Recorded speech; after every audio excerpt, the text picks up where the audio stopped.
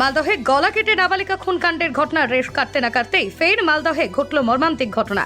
ভুট্টার ক্ষেত থেকে বিবস্ত্র অবস্থায় উদ্ধার হলো এক যুবতীর ক্ষতবিক্ষত মৃতদেহ।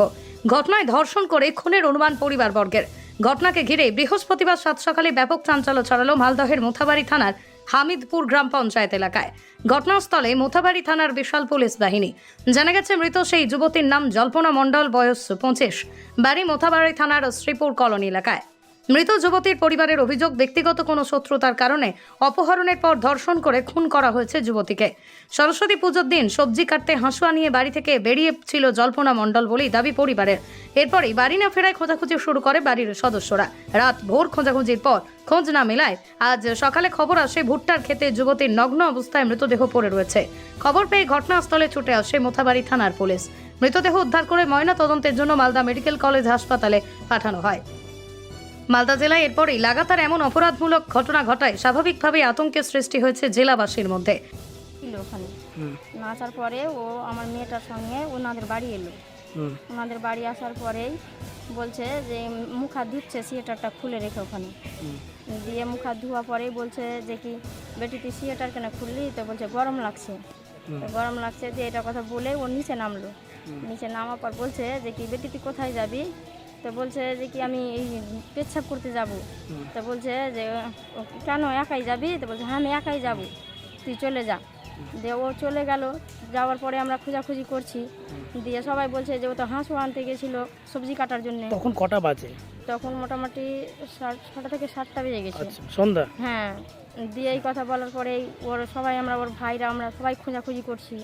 দিয়ে বলছে যে কি না এটা দিয়ে বেটি নামলো, নেমে চলে গেল ওদিকে আর আমাকে পাঠিয়ে দিয়েছে। এই কথাই মেয়েটা বলেছে। আর তখন থেকে আর মেয়েটাকে আর খুঁজে পাওয়া যাচ্ছে না। আজকে কি জানলেন?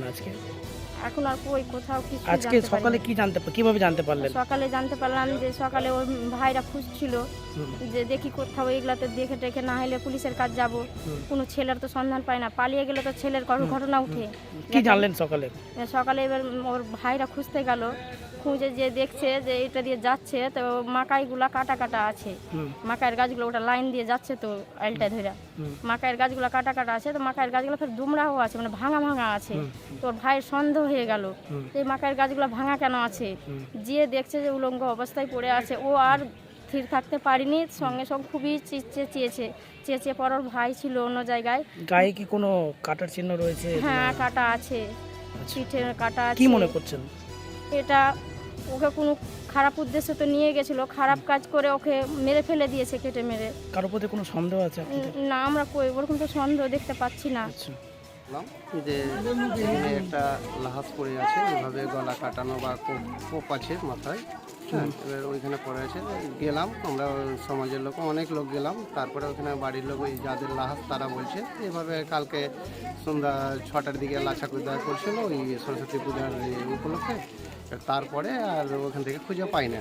রাত্রে খুঁজতে খুঁজতে অনেক সারা রাতে খুঁজেছে, পাইনি। সকালে মানে কেউ দেখেছে ওখানে মাঠে, দেখে খবর দিয়েছে। তখন গ্রামের লোক আমরা যে দেখলাম যে লাশটা পড়ে আছে।